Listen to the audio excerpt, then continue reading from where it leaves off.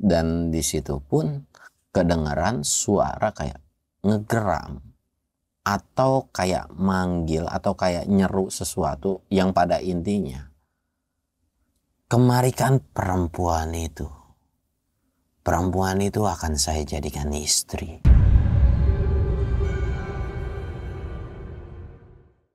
Assalamualaikum warahmatullahi wabarakatuh. Balik lagi di channel Samsul Mister Horror. Dongeng horor gua kali ini gua bakal ngebawain cerita tentang khodam nih. Karena kan lagi rame banget nih tentang khodam-khodam gitu kan. Jadi bakal gua ceritain nih salah satu cerita yang menurut gua the best banget. Apalagi ini datangnya dari si Jaya gitu kan. Buat kalian yang penasaran dengan ceritanya, kalian wajib tonton video ini sampai habis dan jangan lupa like, comment, subscribe, dan share video gua ke banyak orang. Dan buat kalian yang mau ikutan open trip, kalian bisa kunjungi Instagram gua di bawah sini. Dan buat kalian yang mau lihat video vlog gue juga, kalian bisa lihat di bawah sini. Dan gak usah banyak basa-basi lagi. Kita mulai ke segmen donor. Dongeng horor dimulai.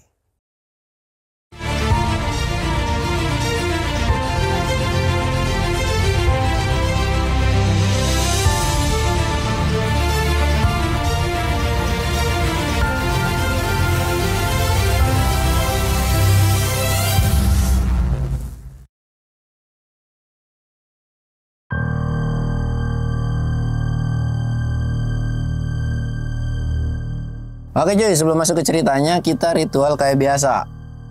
Kita nyebat-nyebat dan jangan lupa ngops cuy.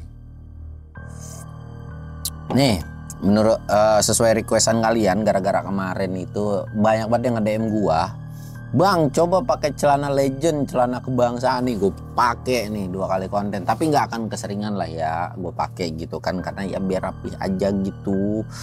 Karena gue sering pakai baju kayak gini juga biar rapi aja gitu kan. Kalau pakai gini kan dengkul gue kemana-mana coy. Mana ini bolongnya udah gede banget lagi gitu. Tapi emang nyaman sih celana ini gitu kan. Dan gue mau ngasih info lagi nih. Belakangan ini kan hujan terus tuh. Hujannya tuh kayak nggak karu-karuan gitu kan. Ada satu hari dimana satu hari full hujan terus tuh. Dan gua dengar infonya juga di Merbabu, terutama buat kalian yang mau naik ke gunung. Sebenarnya semua jalur juga sama aja sih ya, kalau lagi hujan mah itu nggak enak. Tapi untuk Merbabu via Suwanting itu memang harus diwanti-wanti ya, karena itu kan salah satu gunung favorit lah intinya. Jalurnya dan pemandangan view-nya itu ya salah satu gunung yang lumayan rame juga. Kalau nggak ada slot kotanya atau nggak kotanya itu nggak terbatas, udah pasti itu bakal luber juga gitu kan. Dan jalur gunung Merbabu via Suwanting itu benar-benar PR kalau di musim hujan karena tanahnya merah. Dan aduh, jangan pernah berekspektasi tinggi ketika musim hujan kalian naik Suwanting. Gue cuman ngasih tahu lebih rekomendasi jalur-jalur lain menurut gua. Ya kayak Tekelan, lumayan enak lah. Ada plus minusnya sih walaupun gitu kan. Tapi ya kalian mau ke gunung manapun hati-hati karena cuacanya memang lagi tidak baik-baik aja. Ya gua kasih tahu lagi, beberapa belakangan tahun ini tuh memang nggak bisa diprediksi kapan musim kemarau, kapan musim hujan, yang bisa tiba-tiba sekarang musim hujan gitu kan. Tapi ya sudahlah. Dan di beberapa gunung itu akan mekar-mekar edelweiss. Jadi ya selamat menikmati mekarnya edelweiss ketika kalian naik gunung gitu kan. Tapi mohon jangan dipetik. Kalau mau foto dan sebagainya itu nggak apa-apa, tapi jangan dipetik lah ya guys ya. Dan oke, kita bakal lanjut ceritanya si Jaya nih. Bermula dari Joni. Joni ini kan kerja ya bisa dikatakan kantoran gitu kan. Ya walaupun dia punya jabatan yang lumayan. Pada saat itu tuh di kantornya ini ada sebuah agenda yang dimana kayak outing atau gathering gitulah, acara kantor tahunan. Nah, banyak dari mereka ini bosen ya ke puncak, ya ke pantai, ya gitu-gitu aja gitu. Ada satu usulan sebetulnya bukan dari Joni, melainkan dari karyawan-karyawan lain. Mereka itu ngusulin, coba gimana kalau kita sekali-sekali gathering ke gunung gitu kan, atau outingnya ke gunung. Ya sekalian healing-healing gitu kan, orang yang jarang olahraga jadi bisa naik gunung. Ada beberapa juga penolakan karena gunung itu kan bukan tempat rekreasi yang bisa dikatakan enak lah, intinya resikonya itu bahaya banget, bisa kena badai, hipotermia dan sebagainya. Di situ pun si orang yang ngajuin ini tuh kayak, ya kita jangan naik gunung yang ekstrim dong, kita nyari yang memang ketinggiannya nggak terlalu tinggi, pemandangannya full gitu kan, bagus ya, intinya yang nggak terlalu menyiksa diri lah pada saat itu gitu kan. Akhirnya mereka tuh kayak berdebat dan ya akhirnya diambil sebuah keputusan yang dimana persentasenya itu memang lebih banyak yang setuju untuk voting itu ke gunung. Ya mau nggak mau yang nggak setuju ini jadi ikut gitu kan. Ya udah gas berangkat dan akhirnya dipilihlah pada saat itu Joni. Joni ini kan bisa dikatakan atasan dan dia juga sering naik gunung. Akhirnya, John, lu yang ngatur semua ya, dia bilang, kata si bosnya Joni ini gitu kan. Dengan kayak garuk-garuk kepala, ya udah deh, iya gitu kan, karena udah perintah bos itu kan udah mutlak, nggak bisa diganggu gugat gitu kan. Ya udah tuh mau nggak mau. Cuman di sini kan Joni tahu nih, memang dari timnya ini ada beberapa yang bisa dikatakan ada yang suka naik juga, tapi kan iya sisanya tuh kebanyakan orang-orang yang belum pernah naik. Jadi bisa dikatakan Joni ini butuh temen yang atau butuh orang yang bisa ngehandle untuk semua ini, mulai dari perlengkapan dan sebagainya gitu kan. Sampai akhirnya dia kepikiran lah, si Jaya ngkus nih, bisa gua suruh-suruh gitu kan, nggak apa-apa lah orang luar ikut gitu kan. Ya setidaknya dalam kondisi di trekking ini ada yang ngawal pada saat itu. Ya udahlah mereka setuju, dan ketika dirundingin nih cuy, jadi John ini kan mau bawa orang luar yaitu si Jaya, dan mereka tuh kayak ngerundingin juga sebetulnya harus pakai jasa porter gitu kan, biar mereka juga sedikit meringankan beban. Tapi ada beberapa orang kantor yang dimana mereka suka naik gunung juga, mereka biasa bawa berat juga. Mereka tuh kayak bilang, daripada dananya dikasih porter mendingan lu bayar gua aja, nggak apa-apa urusan tenda, yang penting nanti udah naik ke atas gitu kan. Dengan agak sedikit ragu-ragu, iya Joni ini kayak yakin lu ya, terus kayak ngomong gitu kan. Dan karena memang bujukan, ya namanya juga kita butuh uang kan gitu. Jadi yang awalnya niat liburan, ada aja nih manusia yang memanfaatkan cari duit juga gitu kan. Akhirnya ya sudah, kalau memang lu sanggup gitu. Tapi gua nggak mau yang namanya kita terkendala ketika di trekking, lu ngeluh capek dan sebagainya. Totalan pada saat itu orang kantor itu mungkin sekitaran 15-an orang gitu kan. Dan setengah-setengah lah, 7 cowok 8 cewek gitu kan. Ya lumayan cukup banyak sih ceweknya, dan rata-rata ceweknya ini pemula semua. Joni juga sebenarnya agak khawatir, tapi karena memang ini Gunung Prau dan memang trekkingnya nggak terlalu lama, agak sedikit tenang nih. Cuman dia tinggal mikirin gimana caranya nyulik si Jaya sama si Engkus pada saat itu. Nah sedangkan kan kalau Joni ini nggak bisa dibilang, bukan nggak akrab, tapi lebih tepatnya bukan warga satu kampungannya, dan juga agak sulit ngelobinya. Kalau memang nggak bisa ya nggak bisa Engkus ini, tipikal orang yang kayak begitu. Nah sedangkan si Jaya tipikal orang yang bisa dikadal-kadalin. Joni ini mikir keras gitu kan, cobalah chat. Joni ini kayak naik gunung yuk ke perahu, bantuin gua. Nah di situ ketika udah ngomong bantuin, Jaya ini udah nolak kan, gak mau apalagi udah tahu nih bahwa mereka akan naik gunung itu acara kantor gitu kan. Kagak mau lah gue jadi panitia, ribet ngurusinnya, dan gue juga bukan basicnya untuk ngurusin orang banyak gitu kan. Ya Joni ini agak sedikit maksa, tapi ya walaupun udah dipaksa-paksa, Jaya ini tetap nolak pada saat itu kan. Joni tuh kayak mikir lah, dia coba lah nelpon si Ilham. Gue tahu lu kan gak akan bisa, atau juga lu ada kerjaan. Gimana caranya gue bisa ngajak si Jaya buat bantuin gue di acara kantoran gue. Ilham ini ngasih rekomendasi lah, yang dimana gini, lu main ke rumahnya, emaknya lu kasih duit. Nah dari situ emaknya udah makan tuh duit, lu bilang lah ke emaknya untuk bantuin, ya intinya kerja lah pada intinya gitu kan. Emaknya udah pasti bakalan ngizinin, dan mau nggak mau si Jaya juga tipikal orang yang dimana kalau udah nerima sesuatu dia orang yang gak enakan. Oh gitu ya, oke lah gue coba. Singkatnya nih cuy, setelah dapat wangsit dari si Ilham, Joni ini langsung cus atau cabut ke rumah Jaya gitu kan. Di situ kebetulannya nggak ada yang namanya si Jayanya nih, nggak tahu ngelayap kemana, dan memang si Joni pun nggak bilang kalau dia mau main ke rumah si Jaya. Di situ pun langsung silaturahmi ke emaknya, dan tanpa banyak basa-basi, mak nih ada rejeki. Wih, tumben-tumbenan lu ngasih duit, ngasih makanan juga gitu kan. Ya nih mak, tapi tolong bantuin. Bantuin apaan? Tolong ajakin si Jaya buat kerja sama gua beberapa hari. Karena gua butuh tenaga dia. Toh juga Jaya lagi pengangguran kan. Oh, ya udah dah kalau masalah kerja. Tapi kerja apa nih kata emaknya? Ya cuman jadi panitia doang sih. Ya acara-acara camping doang gitu kan. Oh ya udahlah nggak apa-apa. Berangkat aja. Lagian juga duitnya ada kan, kelihatan jelas, dan gue percaya kalau lu sama si Ilham udah pasti ada duitnya nih kalau ngajak kerja gitu kan. Nah di situ pun Joni itu udah ngerasa semringah nih. Langkah pertama udah kelar. Pulanglah Joni ini kan, singkatnya Jaya ini pulang ke rumah. Dan ketika pulang lagi nyantai di teras nih, lagi lagi ngerokok, emaknya tuh langsung ngasihin kopi, ada gorengan. Jaya ini agak heran gitu kan sama emaknya. Ada apa nih mah, gue dapet rezeki dari mana tumben-tumbenan, tiba-tiba ngasih kopi, ada gorengan. Ngapain lu mak kok tumben-tumbenan baik sama gue, dapet apa nih, dapet togel gitu kan. Lu bisa aja, giliran gue kasih enak aja lu malah gerendengan, giliran gak ada apa-apa lu juga gerendengan. Ya kan cuma nanya mak, ya udah makan tong, dia bilang gitu kan. Nah Jaya kan belum punya pikiran yang aneh-aneh nih, dan dia pun nggak kepikiran tentang ajakan dari si Joni. Gorengannya dimakan, kopinya diseruput. Aduh nikmat banget. Selesai makan satu gorengan, emaknya langsung keluar. Gimana, enak nggak? Nikmat banget mah, habis main tiba-tiba ada gorengan, ada kopi gitu kan. Wah emang emak terbaik dah. Hehehehe, emaknya tuh ketawa, langsung nyeringai serem. Jaya langsung ngerutin dahinya dong. Ada apa nih mama tiba-tiba mukanya kayak begini?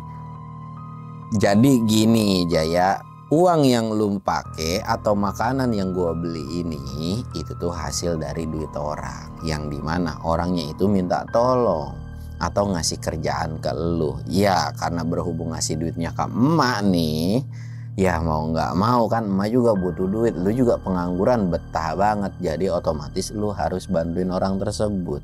Hah? Ya elah mak, kebiasaan banget dah. Kalau ada yang ngasih duit dan nyuruh gua kerja, selalu aja diterima, kagak nanya dulu anaknya mau apa kagak. Ya udah sih, lagian juga lu kenal sama orangnya, dia juga orangnya baik. Hah? Siapa emang mak? Si Joni. Dari situ Jaya langsung nepok jidat. Ya elah mak lu mah ngapa diterima? Emang lu kagak tanya apa itu kerjanya apa? Camping apaan? Orang disuruh naik gunung. Emang gunung mana? Gunung Perahu. Ya elah gunung Perahu, biar kata emak kagak naik gunung juga tahu kali itu gunung pendek kan. Buset dah, ini emak yang ngeselin banget sama gunung, ngentengin banget. Iya gue tahu itu gunung kagak tinggi-tinggi banget, tapi mohon maaf nih, orang-orang kantornya itu pemula-pemula semua, awam-awam semua. Kan nggak mungkin juga kalau gue harus ikut terlibat jadi panitia, ribetnya nauzubillah. Ya udah sih tong, siapa tahu lu di gunung dapet jodoh, apalagi teman kantornya tuh.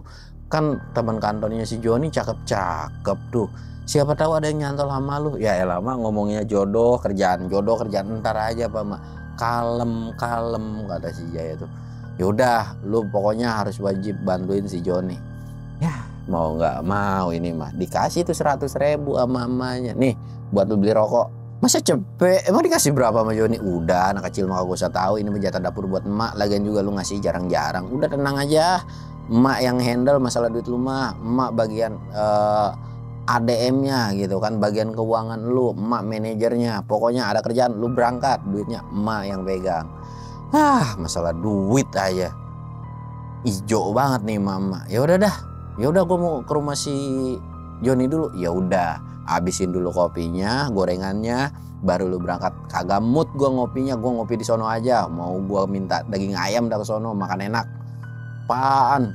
Gue yang kerja, emak gue yang dapat duit. Berangkatlah si Jaya ini ke rumah si Joni. Dan ketika sampai di rumah Joni ini mesam-mesem dengan senyum. Halo bos gitu kan. Jaya ini, kagak usah bos dah. Udah pesenin gue makan, gue pengen makan, lapar banget. Gue agak dapet jatah duit dari lu. Nih cuma dapet cepet doang. Sambil nempelin tuh duit cepet di jidatnya. Nih gue cuma dapet cepet doang. Udah pokoknya gue pengen makan. Siap bosku, pesenin makanan yang enak-enak. Udah selesai makan, jadi gimana nih urusannya, dan gue harus ngapain bantuin lu tuh? Jadi gini, dijelasin lah secara terperinci sama si Joni ini. Ya udah, deal dah, dia bilang gitu kan. Ya walaupun tugasnya nggak berat-berat banget sih, kayak ya masak, nanti ya bantu-bantu masak gitu kan. Masak sih ya bersama aja, dan minta untuk jadi sweeper atau tim paling belakang, karena memang ya tim-tim cowoknya ini ada beberapa yang akan nge-push untuk naruh tenda. Ya ini kan sempat bilang kalau mereka tuh gimana kalau lu sewa porter aja, toh kan ini acara kantor, pengeluaran juga sama kantor kan ditanggung. Iya sih, tapi bocah-bocahnya masih aja nyari duit. Susah udah kalau sama duit tuh. Lah terus gue gimana? Ya udah sewa aja buat jadi guide, dibilang gitu kan. Atau sewa buat jadi, ya elah, ya udah mendingan gue sewa guide apa mendingan gue bayar ke lu? Ya udah deh, bayar ke gue. Mana sini duitnya? Lah kan udah mama lu. Lah itu sama mama gue. Ya lu mau nggak gue ikut? Kalau lu mau ikut, gue mau ikut gitu kan. Lu harus bayar lagi. Ya anggap aja tuh gue lagi. Ya udah, iya gampang masalah duit, lu takut amat sih nggak percaya sama gue. Oke dah, dia bilang setuju. Di situ pun si Joni ini biar agak keselnya tuh hilang, si Jai ini tenang.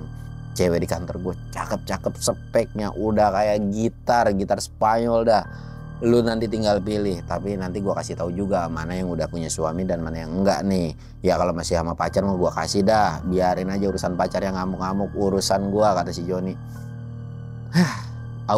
Dia bilang, gue yakin lu bakalan seneng kalau ngeliat cewek-cewek kantoran gue. Ya suka-suka lu dah, dia bilang. Di situ pun selesai ngobrol, dan ya nggak ada obrolan yang gimana-gimana lagi, sampailah mulai di hari H mau keberangkatan nih cuy. Jadi mereka itu sewa 2 mobil ya intinya mobil-mobil yang emang lumayan nyaman gitu kan. Nah si Joni sama si Jaya ini di salah satu mobil yang dimana isinya itu cewek semua cuy. Di situ kan Jaya memang senang, tapi di sisi lain Jaya juga kan nggak ada yang kenal gitu kan, kayak aduh gimana sih, ya elah kagak ada antisipasinya banget lagi. Mana dia jadi yang nemenin supir itu si Joni, sedangkan si Jaya mojok di paling belakang, sedangkan di sebelahnya itu kebagian depan belakang gede semua gitu. Ya gue tidak akan menjelaskan gitu kan. Seneng dalam hatinya, ya Allah rezeki nomplok gitu, tapi di sisi lain ya malu cuy gitu kan, takutnya kesenggol atau gimana, disangkanya nggak sopan gitu kan. Ya ini kayak duduk tuh begini aja. Ya walaupun si ceweknya, bang santai aja, udah tenang aja, nggak usah gitu banget, nggak usah kaku-kaku banget. Ya si ceweknya juga welcome, bukan yang tipikal yang gatel. Walaupun dengan penampilan begitu ya biasa aja gitu, normal-normal aja lah. Gue tahu kok kalau lu temennya Bang Joni itu lu orang baik gitu kan. Dalam hati si Jaya, baik dari mana? Belum tahu aja kalau gua hilap lu, buset deh, gua gepak lu di sini, dia bilang gitu kan. Coba kalau udah kenal lama, kelar hidup lu di sebelah gua mah. Dalam hati si Jaya. Ya di sepanjang perjalanan mereka ngobrol tipis-tipis lah. Kita sebut aja si cewek yang di sebelahnya ini namanya Cika ya cuy ya. Di situ ngobrol-ngobrol panjang lebar, si Joni ini kayak chatting tuh, gimana? Enak kan di sebelah yang gede-gede gitu kan. Enak sih, tapi aduh gimana ya? Ini udah punya laki belum? Udah punya suami belum? Gua agak mau nanti tiba-tiba. Udah nikmatin aja santai, yang punya suami itu ada di depan semua. Aduh, enak sih, tapi meriangan nih gue diapit begini. Bisa nggak gue geser di tengah aja gitu, berdiapit kiri kanan, kan lumayan tuh. Ah lu banyak maunya lu, begitu minder. Tadi bilangnya nggak enak, sekarang bilangnya pengen di tengah, gimana sih? Ya namanya juga usaha, kalau udah kepaksa kan ya nikmatin aja. Namanya juga ini mah rezeki dadakan gitu kan. Udah, gue mau istirahat, kata si John itu. Istirahat, dan singkat cerita mereka sampailah di Wonosobo. Ketika sampai di Wonosobo ini, entah dapat berita dari mana, ya intinya belum punya kabar gitu. Yang pada intinya mereka ini tahu bahwa Gunung Prau tutup dadakan. Jadi kayak loh, kok ya ternyata ada sebuah kegiatan yang dimana memang harus ditutup lah pada saat itu gitu kan. Dan mereka tuh kayak waduh gimana nih gitu kan, masa yang nggak jadi, nggak mungkin kan, kita udah prepare semuanya. Di situ pun kayak gimana ya, nanya lah ke si Jaya gitu, Jay gimana Jay? Ya gue juga gak tahu, ya paling dialihin lah ke gunung lain gitu kalau mau. Ya udah, di situ pun langsung ada yang nyaut, ya udah kita ke Sindoro, Sindoro deket kok dari sini. Sebenarnya Joni ini nggak setuju karena Sindoro ini ketinggiannya 3000 gitu kan, dan naik itu dari bawah banget. Ya nggak setuju lah pada saat itu, kan masih banyak opsi Gunung Kembang dan sebagainya gitu kan. Tapi mereka semua ya udah Sindoro, Sindoro tuh seru tuh gitu kan. Ya mereka taunya seru doang, mereka taunya triple S gitu kan. Wah iya nih perdana langsung naik triple S, keren kali. Lagian juga kita nggak sampai puncak lah, pokoknya senyampainya aja sampai area camp ya syukur, nggak nyampe puncak juga nggak apa-apa. Di situ pun nggak bisa kayak nggak bilang enggak gitu kan. Ya udah dah kalau lu mau pada setuju Sindoro gitu kan. Dan kelihatan raut dari muka si Jaya ini udah kayak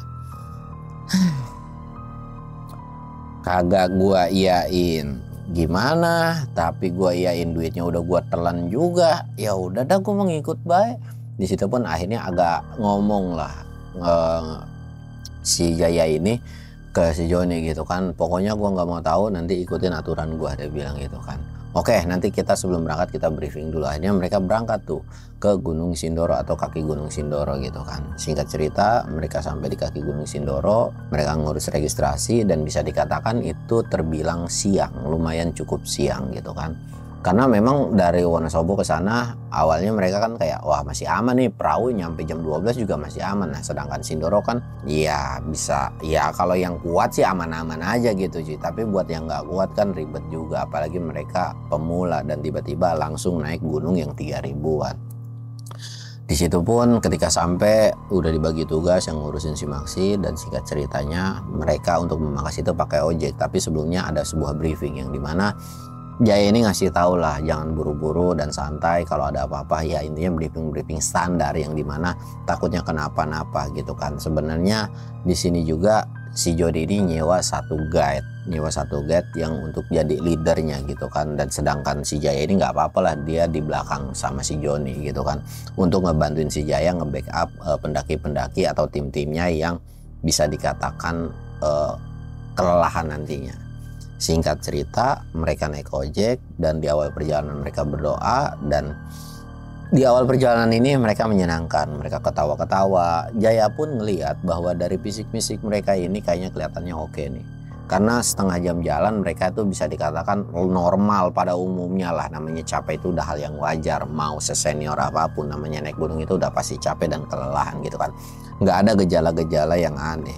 Sampailah mereka di pos 1. Sampai di pos 1 mereka istirahat dan lanjut lagi di pos 2. Nah sampai di pos 2 ini ada beberapa pendaki atau beberapa timnya yang mengalami gejala hipotermia, kelelahan akibat kelelahan ya, dan kedinginan gitu kan. Ya memang gejala hiponya ini masih gejala hipo ringan yang bisa ditanganin. Tapi kalau jumlahnya lebih dari 1 kan lumayan ribet juga. Sedangkan yang bagian depan itu kan udah beberapa ada yang nyusul. Jadi di belakang itu ada sekitaran totalan kurang lebih 6 atau 7 orang. Akhirnya di situ kan ditanganin dulu sama Jaya sama Joni gitu kan. Nah ya beberapa udah ada yang baik, udah ada yang agak membaik. Tapi ada satu orang yang kurang baik atau bisa dikatakan masih belum enakan lah gitu kan. Di situ pun karena memang mereka juga nggak boleh terlalu lama, Jaya ini mutusin lah, John kayaknya lu duluan sama tim yang ini, biar urusan satu orang ini gue yang handle. Nggak apa-apa kok gue ditinggal berdua. Yakin lu berdua doang? Iya nggak apa-apa, yakin, tenang, aman kok. Yang penting lu jalan duluan, kalau memang udah ada sampai tolong satu orang untuk turun jemput gue lagi gitu kan. Nah lagi ngomong seperti itu tiba-tiba ada yang inisiatif atau mau nemenin si Jaya ini. Yaudah bang sama gue aja nggak apa-apa kok, gue nemenin di sini gitu kan. Bener bang nggak apa-apa, tapi kalau memang lu mau duluan nggak apa-apa, kita sebut aja nama si abang ini namanya Lukas gitu kan. Beneran nggak apa-apa. Di situ Joni pun sebenarnya ngelihat si Lukas untuk menawarkan diri ini udah ada gelagat nggak enak, atau bisa dikatakan Lukas ini adalah mantannya dari si Cika ini yang memang masih suka sama si Cika, tapi Cikanya itu udah nolak mentah-mentah lah atau udah nggak mau. Ya namanya percintaan gitu kan, entah apa alasannya Joni juga nggak terlalu ikut campur. Tapi Lukas ini tipikal orang yang selalu menghalalkan segala cara gitu kan, dan dia takutnya ya si Jaya ini kesinggung atau gimana gara-gara nantinya ada kecot-kecot gimana gitu kan. Tapi Joni ini nggak nyeritain ke si Jaya cuy. Dia pun kayak ya udahlah, ya udah pokoknya lu standby di sini ya. Kalau memang lu kuat nanti jalan, kalau nggak kuat lu standby aja ngedirin tenda lah di sini. Toh juga lu buat tenda satu kan. Ya gue bakal ngedirin tenda di sini, dia bilang. Nanti gampang lah urusan bongkar-bongkar mah. Lagian juga alhamdulillah cuaca lagi cerah gitu kan. Ya udah siap. Akhirnya ngedirin tenda Jaya di situ dan yang lain pun berangkat nerusin ke Sunrise Camp gitu kan. Ngedirin tenda. Setelah ngedirin tenda itu ya Cika ini udah masuk ke dalam gitu kan. Dan memang udah mulai membaikan sih, tapi kondisi lagi istirahat, lagi tidur. Jaya ini di luar lah, dia di luar karena nggak enak lah kalau di dalam gitu kan.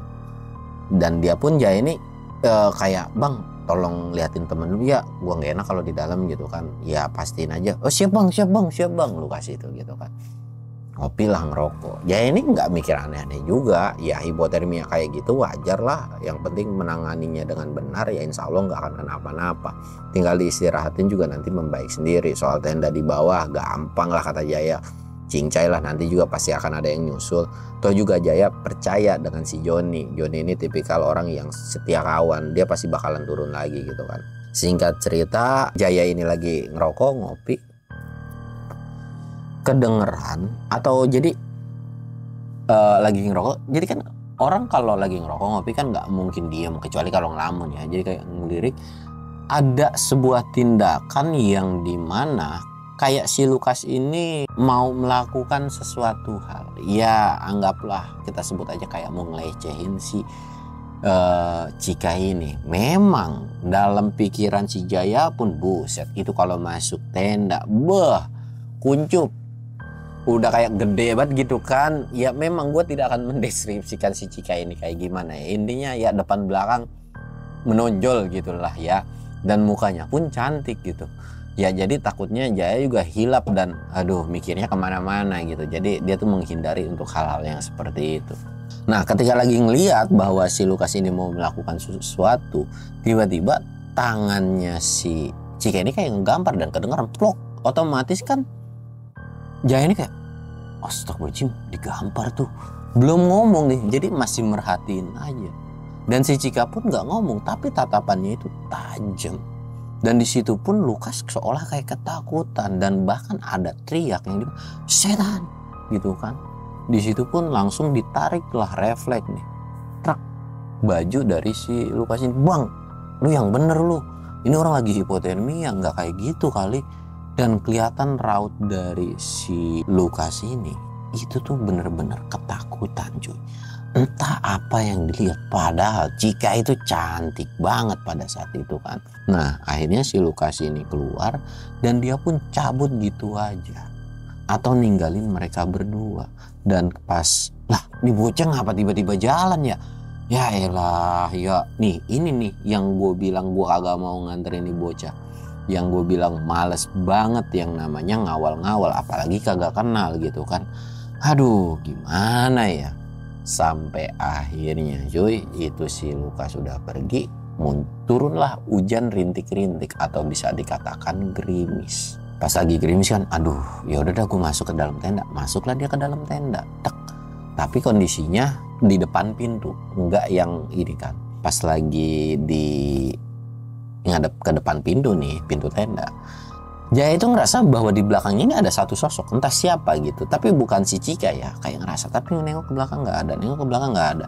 Nggak mau nengok ke belakang itu gara-gara ya si Cika ini, aduh ya intinya enak dilihat tapi takut hilap si Jaya ini gitu kan. Aduh, ya udahlah biarin aja, mana hujan lagi, anak-anak bakalan nyusul nggak ya. Makin lama waktu itu kayak makin menunjukkan mau sore lah, atau bisa dibilang mau ke maghrib itu.